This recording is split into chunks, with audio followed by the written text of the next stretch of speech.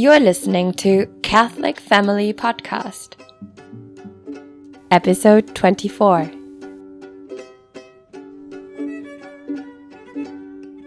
Hi, I'm Kevin Davis. Thanks very much for listening to the show. I'm excited to have one that was actually requested by one of our listeners, a young mother down in Australia. So down under, they're actually listening to this show as well. It's pretty cool. One of the interesting things about this show and the listeners, they're really from all over the world. I've got listeners in South Africa, in the U.S., in Australia, and here in Germany and Great Britain as well, which is really awesome. And something that I want to encourage people to do is to send me topics, send me questions. What do you want me to talk about? What do you want us to talk about? I think that's the if there's a strength of this show, it's that I know a lot of people who can cover and talk about a lot of different subjects, not necessarily as experts, but as people who can give good opinions and give us food for thought. And that's really, I have two goals for this podcast. Number one is to get out good content that can help people get away from the bad content out there and help us live good, happy Catholic lives and to maybe upgrade our cultural thinking a little bit. And the other one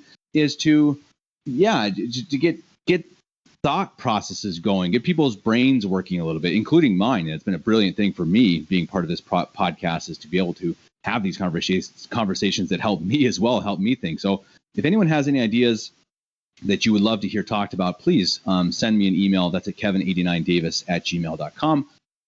Also, while you're listening to this show, please like, subscribe, and comment.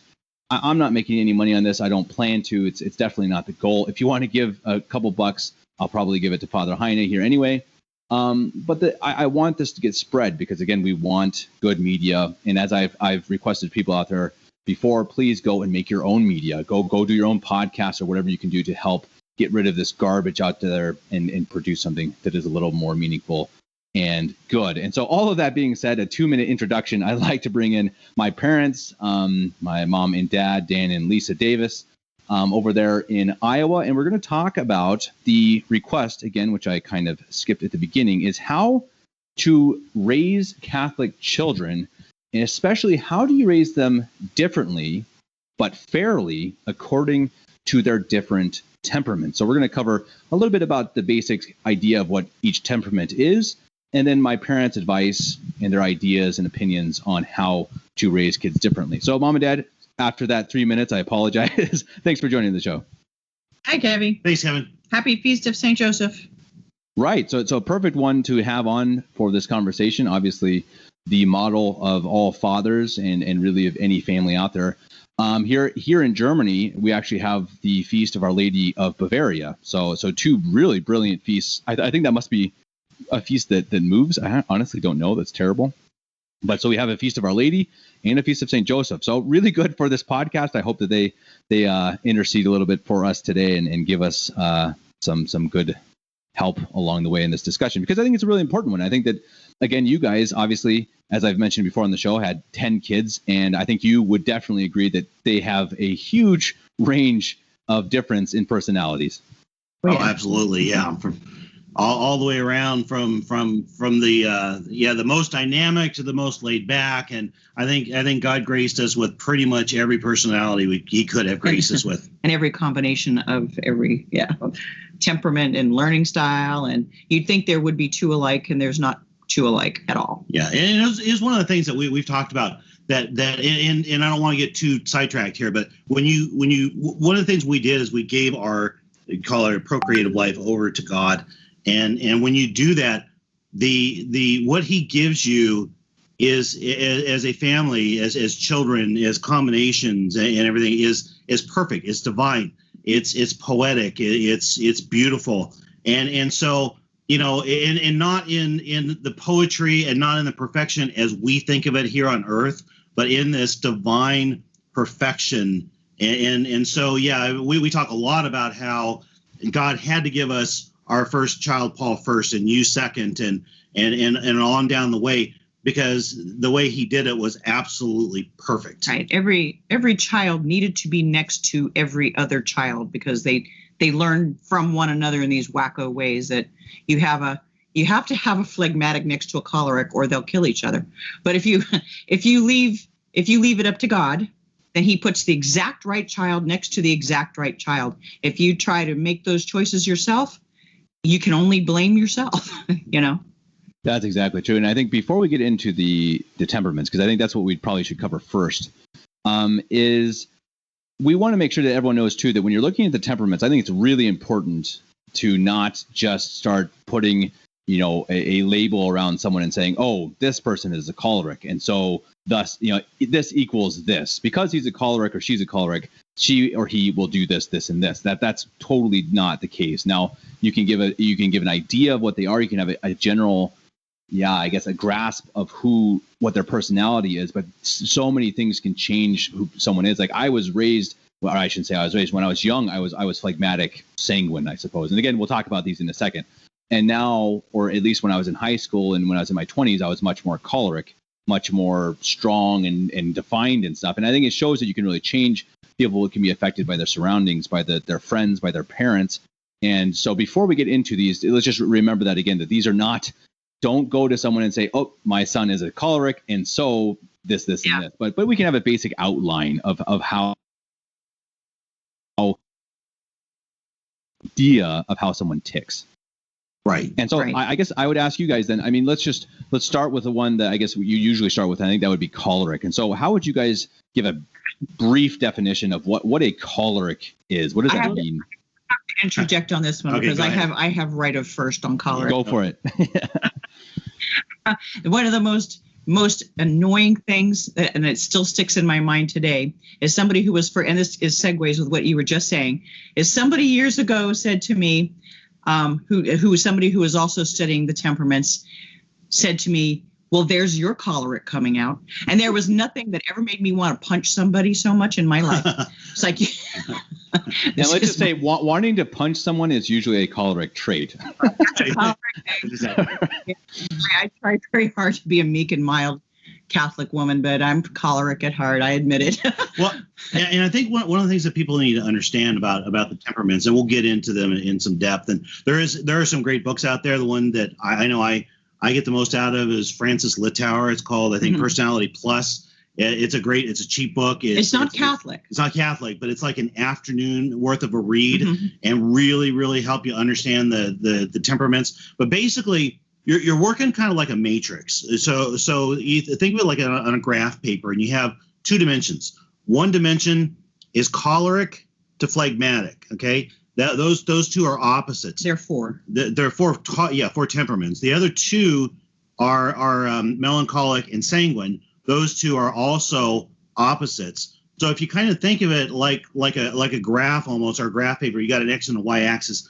Every person is going to find themselves on somewhere on that graph. Not necessarily. I will interject. Well, in theory. Children especially, is pretty easy to plot them like that. By the time you get to an adult, it becomes much more complicated. And then I suggest, if you really want to do some self analyzing, to use the Myers-Briggs, will plot you better. But what Dad is saying is, you cannot, if you're a kid, judging by the four temperaments explanation, you can't be both melancholic and sanguine at the same time. Right. You can't be both choleric and phlegmatic at the same time. Right. And the reason is because cholerics, you can describe me if you want to. Well, no, let me just go through the four P's. This is the easiest way to remember these, and just a quick overview of the temperaments.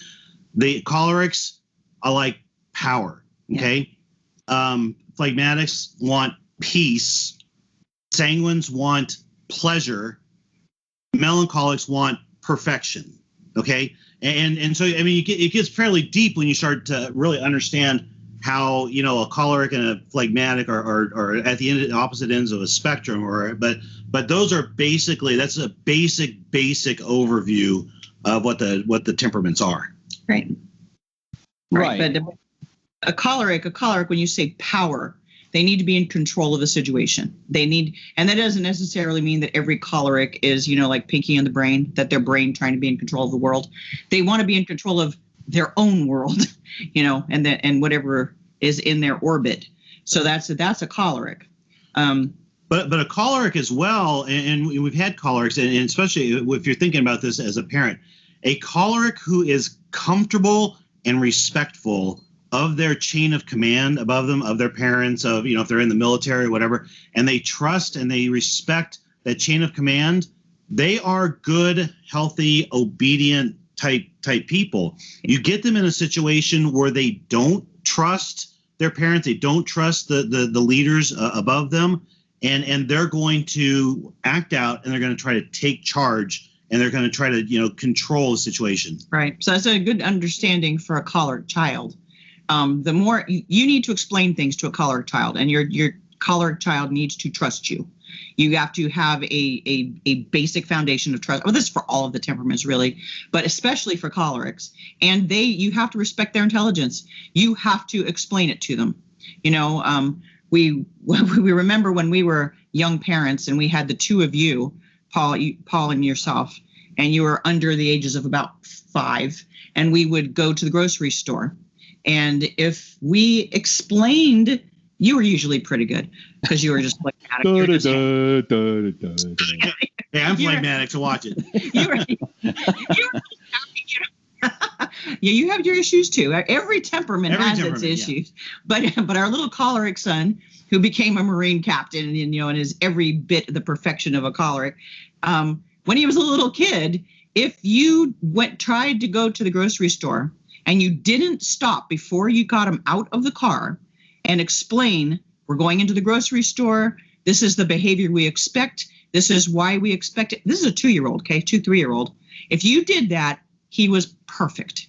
If you did not do that, he was wild and obnoxious. Acted out and started crying, and yeah. Right, and that's just sort of a choleric thing.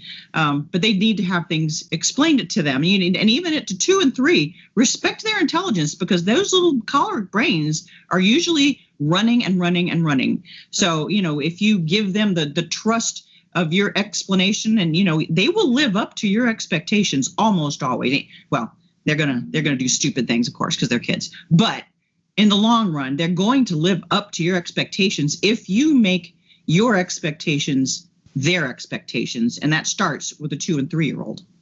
But that's cholerics, right? And I think as we go, I think it's really important to say too that there is no negative or positive personality or temperament, right? Our Lord was the perfect mix of all 4, and had obviously none of the bad points of any of the 4. So our ultimate goal, obviously, should be to find the weaknesses in our temperaments and then to make them perfect and to become all 4 of the perfect sides of these temperaments. So anyone listening, don't think, oh, well, you know, I'm phlegmatic, so I must be this, and that's definitely not the case. You just need to know, what does that basically, your instinct, what are you deep down? What is the, I guess, the downsides being your fallen human nature personally, and the plus sides being the grace God gave you, I suppose, to perfect yourself.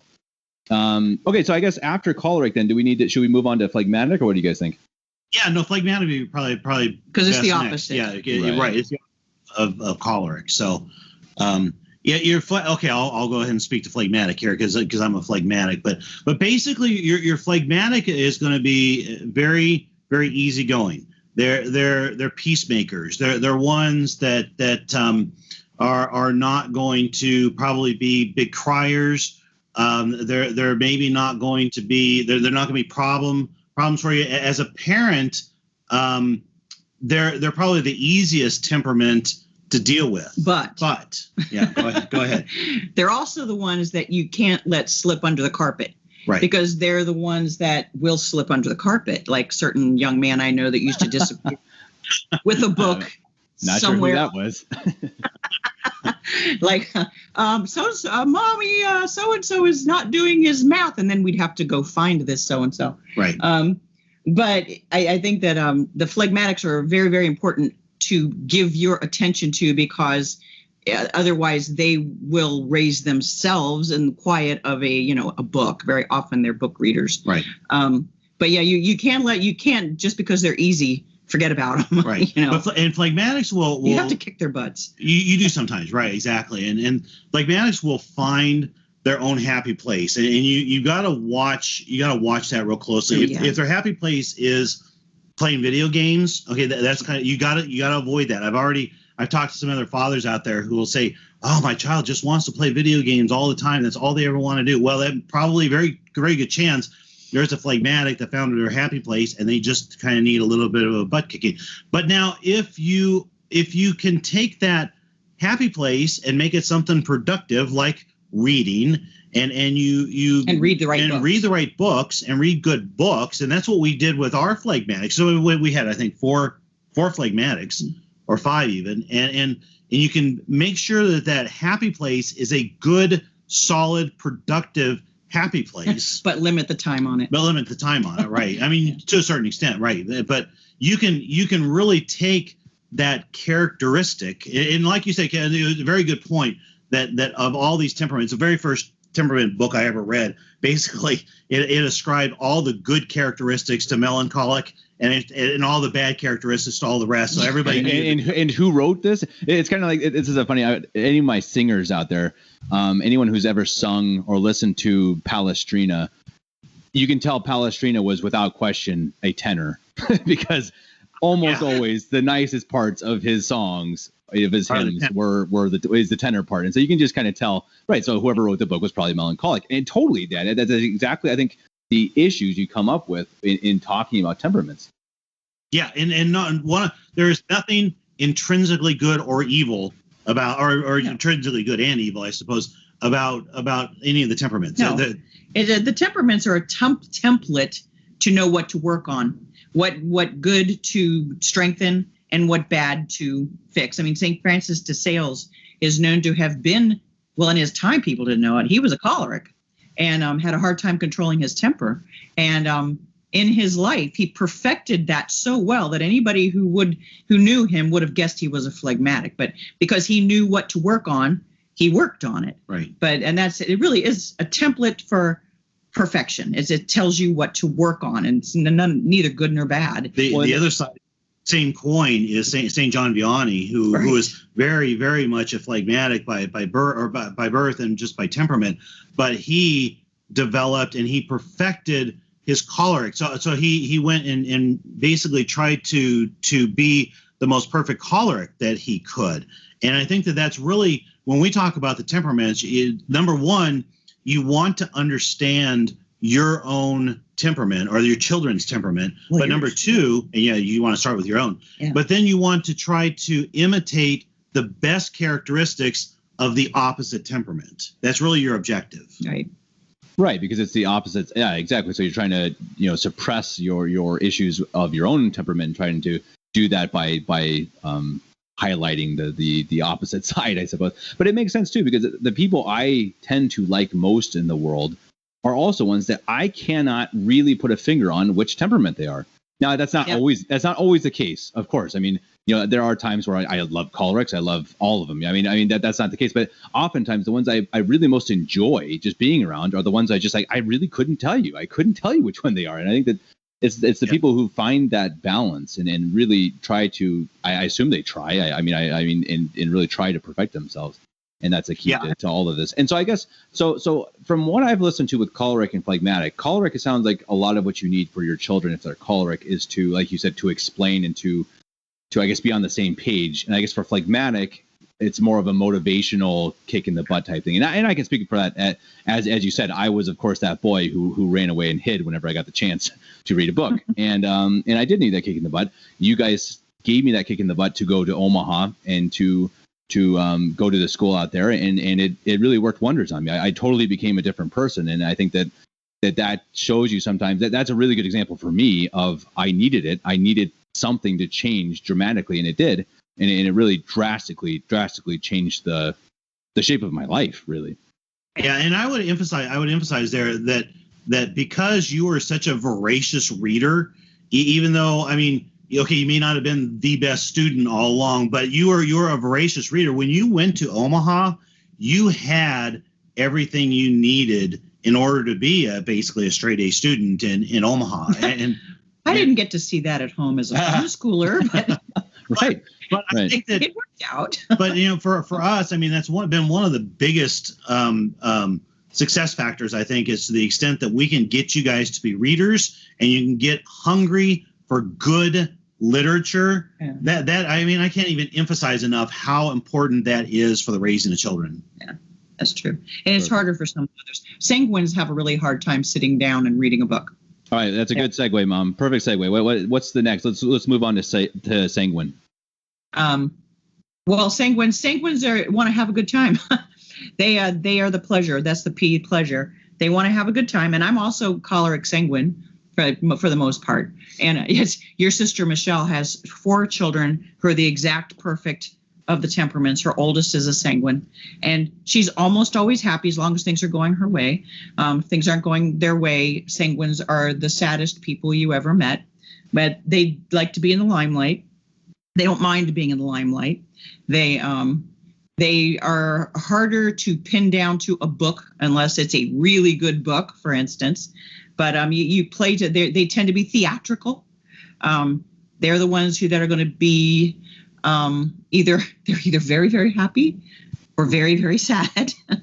Sometimes there's no in between. Mm-hmm. What else would you say? They get a lot of their educational benefit out of trips to the museum, to the park, playing, experiencing, going out and just having fun. Because it's really, it was interesting. We were at the ordinations, or the ordinations for the sisters taking their white veil. And there's one of these brand new novice sisters who's high sanguine, just sanguine, and just sweetest girl. I mean, we just love her to death. But as she's processing out, I mean, this is very extremely formal. She's holding the candle. She's in her wedding dress, and she's processing out. And she is literally trying to hold back a laugh. She was glowing. Her smile was so big, and she was almost laughing. Yeah. And you thought it's easy to think, okay, well, you're kind of diminishing the moment. No. But the reality is exactly the opposite. With a sanguine, laughing is how they deal with a strong emotion, even a strong, difficult emotional moment. Tell the story about you laughing when you're young. Oh, yeah, I kind of got in trouble because my parents didn't really understand the temperaments at that time. And we're very, very blessed in our generation to have the knowledge of that. There's so many books about this sort of thing my parents didn't have. But when my grandfather died, and that was my first experience with death at all, and I was only 10, something like that. And for whatever reason, it came out in a laugh. I don't know why. At the time, I didn't know why. I think I was mortified myself. It's like, oh my gosh, when my dad broke it to us, and boy, I got in trouble for that. It's like, I didn't mean to be disrespectful, but you will find that. And if I'm in a nervous situation to this day, I will tend to joke. I will tend to try to make things lighter instead of, and it's not because I'm feeling disrespect, but it's the fallback for a sanguine, while they would mortify their melancholic neighbors, and cholerics want to smack them, but they tend to try to keep things. It's how you handle stress, and you're going to find that in your sanguine kids, that they will laugh or act out. Sometimes you'll see a sanguine who acts out at exactly the wrong moment, even during mass or something like that. And this is a sanguine who doesn't know how to handle a difficult environment or something that feels stressful to them. So it's a good thing as a parent to understand that sometimes when they're acting out, it's because they feel stressed. Right. And I think as a parent, what you learn is, as you learn these children, and so you've got one who's a sanguine, you know they're a sanguine, you get them into this high stress type of a situation, and they laugh inappropriately. Well, you don't take them aside and swat them in the butt and send them to you don't punish them for it. Mm-hmm. You understand that this is part and parcel of their personality. You have to pull them aside and very gently, where another, with another temperament, that might be a deep character flaw. There might be something deeply wrong. You better look into it. You better look into it. But right. So if it's a melancholic and they're over there kind of chuckling, they actually truly might be a serial killer or something. Right. Yeah. There's some kind of right. If a melancholic's over in a corner giggling, you really have trouble. Yeah, I would wonder. With a sanguine, not so much. But it is really a matter of training them. All children need to learn how to handle their emotions appropriately. In any given situation, you have to remember that your 3-year-old was not born knowing how to handle their emotions. I mean, so by the time you're 15, 16, you should have it under control. But it's your parents' job. It's your parents' job to lead them toward understanding that, okay, this is a little bit of a failure of my particular temperament, that I might be inclined in a stressful situation. And oftentimes, just knowing that about yourself cures the problem. Now, you can't very well tell a 3-year-old that, but you can tell a 9-year-old that this is how you need to handle the situation. I understand this is uncomfortable for you, but this is part of your job as a parent, is to teach them how to handle emotions, whether it's anger, whether it's, sadness, even if it's laughing too uproariously. You need to learn to teach your sanguines to, calm it down a bit, kid. You're getting out of control, And there's a beautiful, beautiful line from Jordan Peterson that talking about people. He puts in the context of college and how college will teach these college students that man is intrinsically good. And Jordan Peterson comes back and says, no, we're not intrinsically good. No. We are intrinsically evil. And he doesn't put original sin in there, but I mean, that's kind of underlined. But we have the capacity for good. All children have the capacity for good. Our challenge is to take that, basically the original sin, the flawed character, and bring out that capacity for good. Yeah, and tell them not to laugh during funerals and things like that. So children, we're now in a time where we've got a 2-year-old around and everything like that. And with a 2-3-year-old, you're probably starting to learn this. They don't understand intrinsically the idea of lying. Okay, right. They don't understand, because what they'll do is you catch them in a lie, and in their brains they are actually going to recreate reality to match up with whatever it is they just told you. They have to be taught to tell the truth. They have to be taught to how important it is to always tell the truth. Right. And you got to catch them. Don't ever let them get away with that. You got to catch them. Children are so imaginative. They sometimes will blur the line between truth and fiction. And you have to make sure they understand the difference between truth and fiction. Right. Which is a whole other podcast, by the way. Yeah. And as we go, we'll get into when that lie is something that's punishable and when the lie is something that's just, needs to be gently corrected. Right. All right, so before we get into that, let's get with our last but not least temperament, and that would be melancholic. Yes, we were just talking about that. Yeah. Yeah, but Michelle's 4. She's got her third daughter is a choleric and her second daughter is a melancholic. And we were just saying that, all right, here's an example of how you handle that differently. If you tell a melancholic to do a thing and they don't just jump up and do it, very often it's because that melancholic has to process it. Okay, they're a little bit slower because they're thinking it through. They're fairly serious-minded. Mm-hmm. Their P is perfection. Perfection, right? And they've got to run it through their brain. So her second daughter, who is a doll baby, will just think it through first. It's like, okay, I'm going to give her some time to work that out, and then I may say it again. I might say it a little bit differently, and then she's almost always going to comply. I mean, every kid's got their moments, but she's almost always going to get up and comply. Now, her third daughter is a choleric, and she's choleric sanguine. She's not going to be running this through her mind. If you tell her to do something and she doesn't do it, it's because she's being a stubborn little stinker pot. And she's the one that I'm not going to give her time to process. I'm going to be like, you pick her up, put her on her feet and push her on her way and make her do it, because she's a different temperament. And I know to give the melancholic time to think it through. Not so much that sanguine choleric, because I know that's not what she's doing. She's just being stubborn. That's all. So, I mean, that's just a difference. And melancholics in general they're deep thinkers. Deep thinkers. Yeah, absolutely. And they tend to be spiritual. They tend to be kind of complex as individuals. And, there's a lot of very good, I think a lot of your saints were melancholics, but again, it's not like it's a better temperament than the others. It's just the melancholics can tend to be morose, and just kind of see everything bad in the world, and you have to correct that early on and teach your melancholics to see the good side of things, because their fallback is to see the bad side of things, and that includes in you, because our little melancholic 3-year-old granddaughter, I swear she's judging you. She's looking at you, judging her grandmother. They're very judgy sometimes by nature, and you need to teach them not to be so terribly judgmental. But like Dad says, they're actually extremely deep. They're wonderful. I love talking to melancholics. They're so thoughtful, and just, you can almost always learn something from a melancholic. Yeah.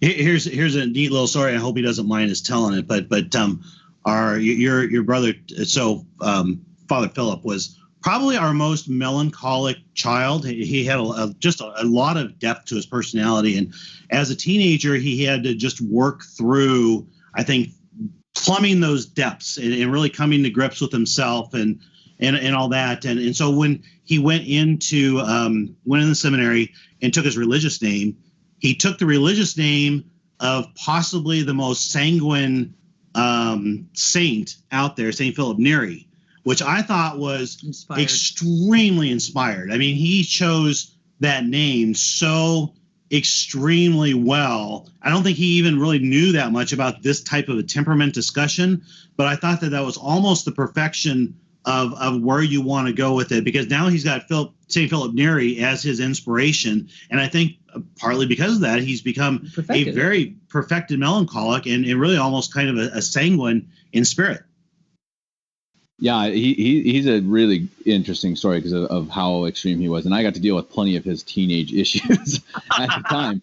But it's really so true, and I think it's so true that it's a good example of seeing some of the issues firsthand, and with myself as well. Like I said, I needed that motivation, and I got it, and it helped. Didn't make me perfect. I still struggle with the same issues to this day. But same with him, that he really had these issues when he was a teenager and late teens, and because of his, I don't even know. I mean, because he did have strength in him, and because he knew what was right and wrong, he fought it and he overcame it. And now, like you said, he's a good priest, and he's very instrumental in I guess you could almost say the upbringing of young men. I mean, he's up in the minor seminary and a very big part of the seminary up there, and in raising these young men into adulthood, really, and in a holy way. And I think that's really inspiring for me to see from my side and from his side, and see that no matter what your weaknesses are, no matter what your kids' weaknesses are, if you really, really try, or if you get kicked into it, or whatever it is you need, you can really overcome anything. And of course, this is what Christ, tells us constantly, when he was telling us, to keep, overcome, forgive, just don't give up on yourself or anybody else, but you also have to put the work in. Yeah. Right. Well, and and that's another good segue in a way too. You need to lead your children to patron saints that will help them perfect their temperaments. I mean, just exactly like that, and then there are so many out there. Try to get them to lean toward a saint that's going to help them in the perfection of their temperament. Yeah, one of the traditions that we had in the Denver area with Our Lady of Victory, Father Barry, and we've kind of lost it as we've gone along, is every year for All Saints Day, you would dress up in saints' costumes, but the more important part of it, I thought, is that you had to go and take a saint, study the saint, memorize, the life of the saint. So here for a night, basically, you were Saint Barbara, you were Saint Sebastian, you were Pope Saint Pius X, and I think that to live that like you guys did growing up was just an extraordinary experience. Yeah, it helped it.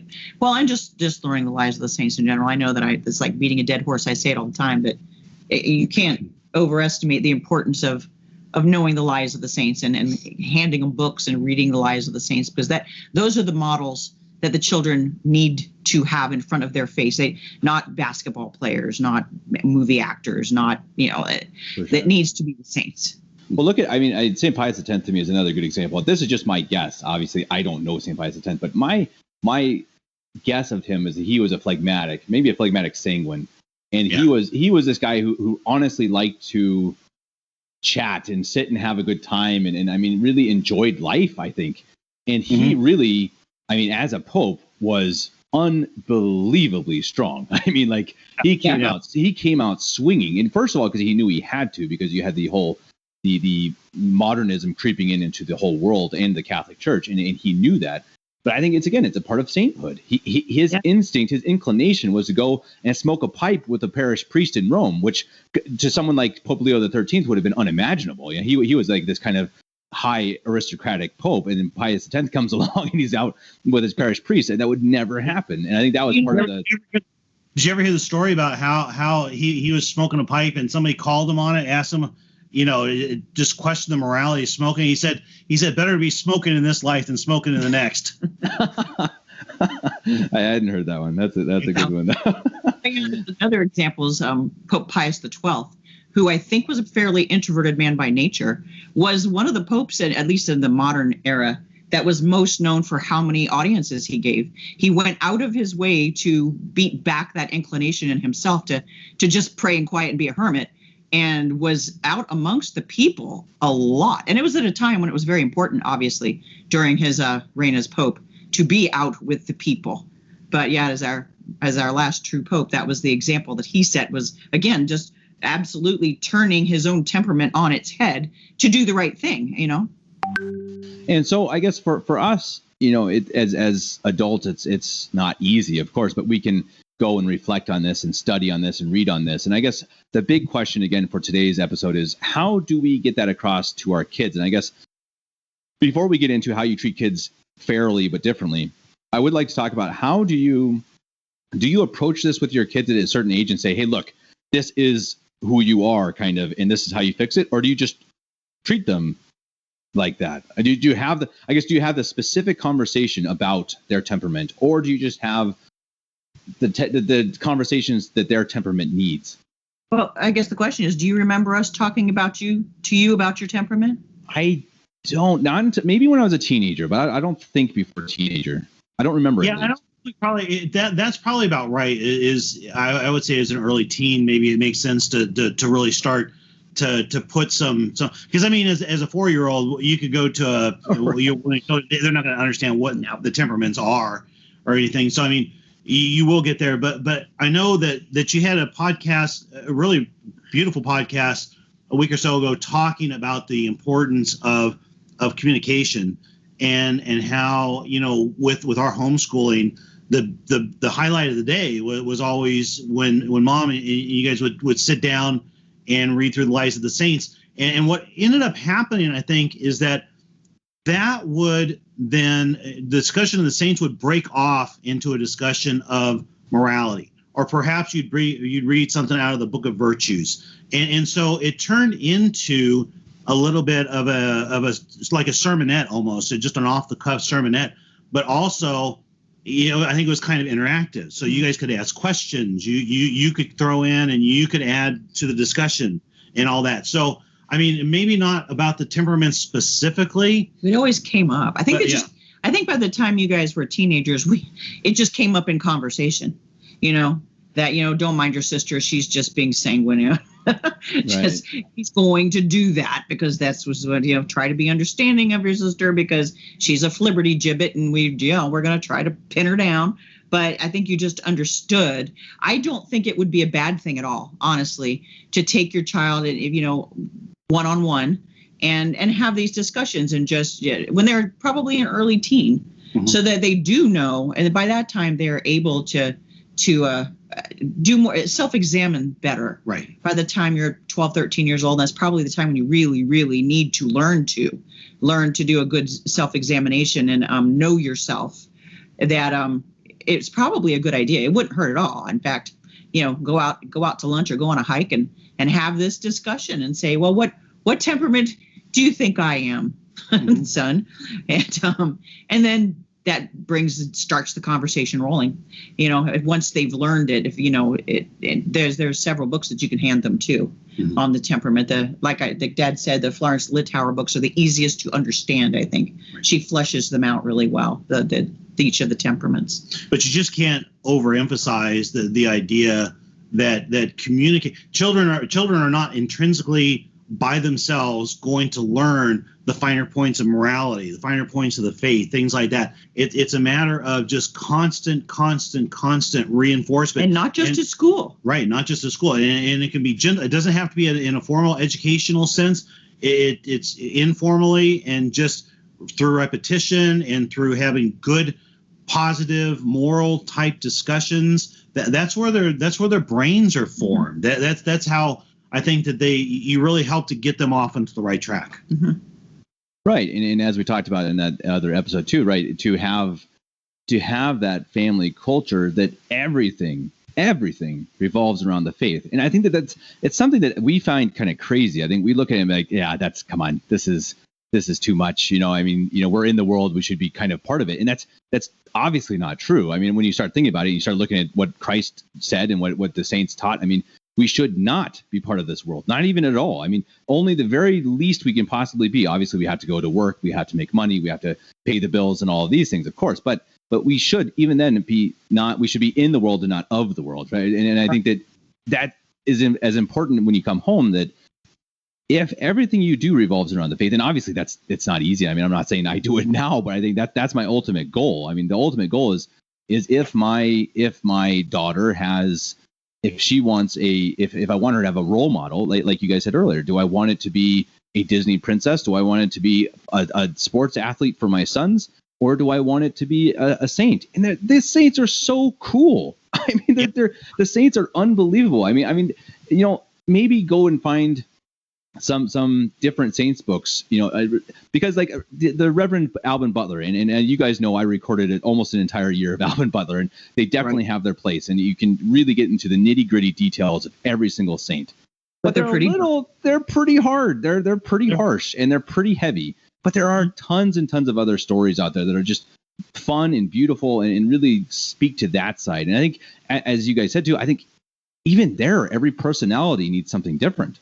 Maybe it's your sanguines and phlegmatics who need to listen to the harder side, and it's the melancholics and cholerics who need to go and listen to these stories of St. Pius X, because and I think that's why, like we said, we need to know ourselves, but know your kids too. That if your kids are having a hard time grasping or enjoying, I guess, even the faith, and maybe you have to approach it in a different way with each one. Right. Yeah. Or have a dinner. I mean, it's one of the things we did a lot of is have a dinner in honor of St. Patrick and just make an entire festival out of it. Mm-hmm. And you can make a lot of inroads that way. Right. You can take care of all temperaments with food. Yeah. Just right.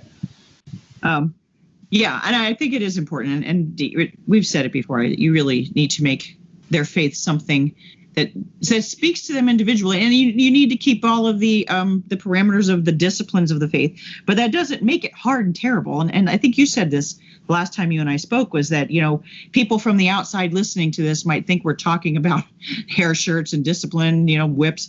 Like, no, it's not. There's so much enjoyment in it if you do this throughout every day. That's like we were just talking about teaching children to work hard. And somebody had made the conversation, was talking to me one time about our last 4 or 5 kids, especially. So when we moved to the Omaha area, became like caterers. We would have great big parties, and all of the children just knew what to do, knew their part, and I didn't have to tell them. This is by the time they were teenagers, let's say 14 and up. I didn't have to tell them what to do when we were having a gathering. They just did it because that's what they wanted to be a part of the process, and they had been a part of the process since day one. When I cooked, they cooked. I taught them to cook. When I cleaned, they cleaned. We all did it together. It was not this you didn't just say, okay, we have to do chores on Saturday and, lift that barge and tote that bale. But everybody works together. And then at the end of the day, we have a barbecue, or something fun to go with it. And it's part of life. And it is part of life, chores, it's spiritual life. And in your daily life, you really have to accept the fact that it's a lot of work. But it does not mean that work has to be a terrible thing. And as soon as you teach your children that work is to be avoided, then you've lost a really, that's big. Your children need to not mind chipping in. And, we can throw a party for 50 people. For a while there, we could throw a party for 50 people with an hour's notice, and I didn't have to really do much because they just knew that they had to step in. Yeah, and another great podcast I think I had was with Paul, my older brother, who we talked about, who was a choleric, and one of the things he always tells his kids is, I forget the exact wording, but something like hard things are good. It's good. Right. And that's exactly what you're saying. I mean, it is good to struggle. And another example of when we did the Saints on All Saints Day, when I was a kid, and honestly, I was terrified. I mean, there was part of me that hated it. I hated going up on the stage, again, being the phlegmatic. I did not like that. But when I did it, and when I was done, and when I had done a good job, it was amazing. It was incredible. And it was totally a challenge. And it was not easy, but it's so much more rewarding to go and do something that's hard, and that's work, or it's learning a saint and having to go up and stand in front of people. I think that's something that we've totally lost in our culture. I was talking to Ian about that earlier, about how people used to go up and stand up and recite poetry and stuff. One of the things literally we don't ever do anymore is memorize. We don't have to actually learn anything. We can type the question into Google and we learn it. So memorization, I think, is a whole nother topic. But I think, just to go and have to do things that are uncomfortable. And I think that every personality is different. When I was more sanguine, I suppose, because I'm probably phlegmatic sanguine, when I became more sanguine through my days and then going to broadcasting school, and now I can come on and do shows and live shows, and a lot of people would be scared to do that. And so that changed with me, obviously. And so now I have different hard things that I need to do. And I think that's a really good thing, that as adults, we should seek things that are difficult and things to perfect ourselves, exactly like we talked about earlier, to try to perfect the opposite side of our personality. Right. Yeah. Well, and you're starting to say, and I think just to nail it in a little bit, is that the greatest satisfaction for anything you're going to have is from the fruits of your own labor. Your brother is trying to bring our grounds back to life up here in Iowa, and every day he stands at the top of the driveway and surveys his kingdom with his happy, contented look. I mean, hard work. He's out there sweating all day long and working, and I'm just kind of watching him. There he goes again. There he goes again. Yep. He's working so hard. I'm not out there because hay fever. Sorry, but and then he can stand back and look at the fruits of his labor, as hard work as it was, and have a great satisfaction from it. And I think that children today need to experience the fruits of their own hard labor. work. Yeah. We have a tendency to overpraise our children, and I think that deep down they know what they're accomplishing or not accomplishing. And our praise of them, it can be affirmation, but especially I think when you get into the public schools, that they get praised just for existing, right. Just for being, and that's really not a good way. I mean, it's like the flip side of what we're talking about here, that they really should experience that hard life in order to get the most out of it. Yeah, self-esteem comes from within yourself. Right.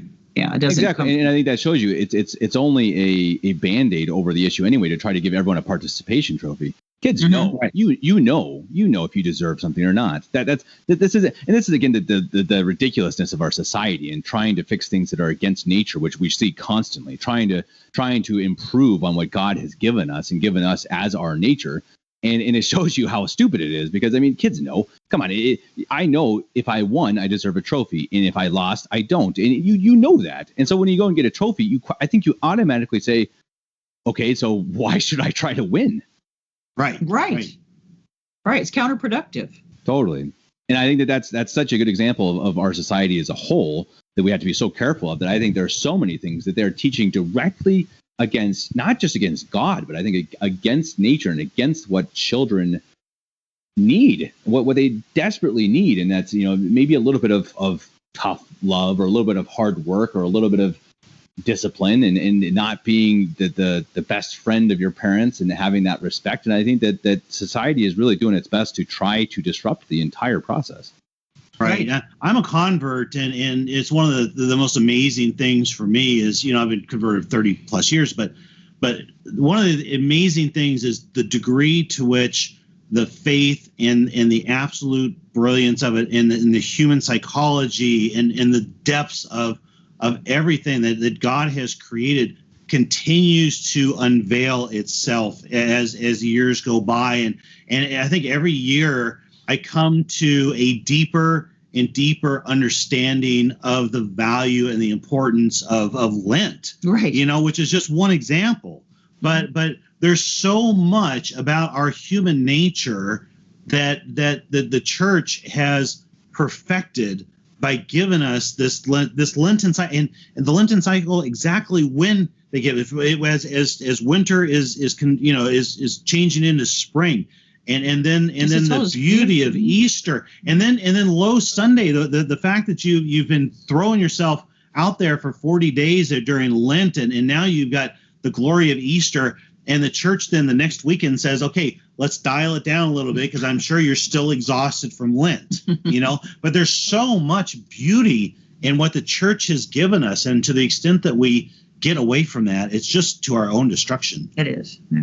Well, and again, it goes against, it shows you what St. Pius X was really fighting for, too, the fighting to keep tradition. And then obviously, mostly because it goes against the Catholic faith and against Christ, but also to keep society in one piece, because I think the world tries to tell you, or the devil tries to tell you, that modernism is good and new is good and change is good, and in the end, I think you do need a lot of these things that have been for thousands of years, and they've remained the same. There's a reason why they've remained the same. It's because they work. It's because they're the truth.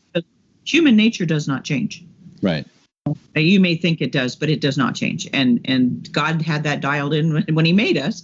And the church is the perfect, it's the institution that he gave us to perfect us, to help us perfect ourselves, really. Yeah.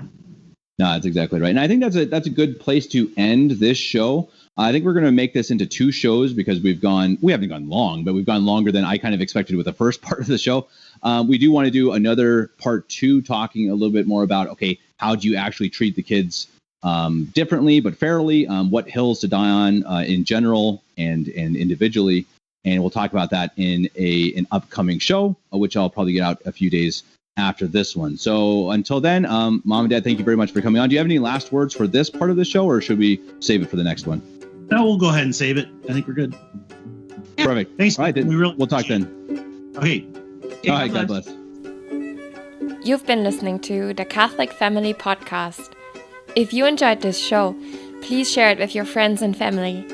You can support the production on Patreon and PayPal, and you can reach Kevin at kevin89davis@gmail.com.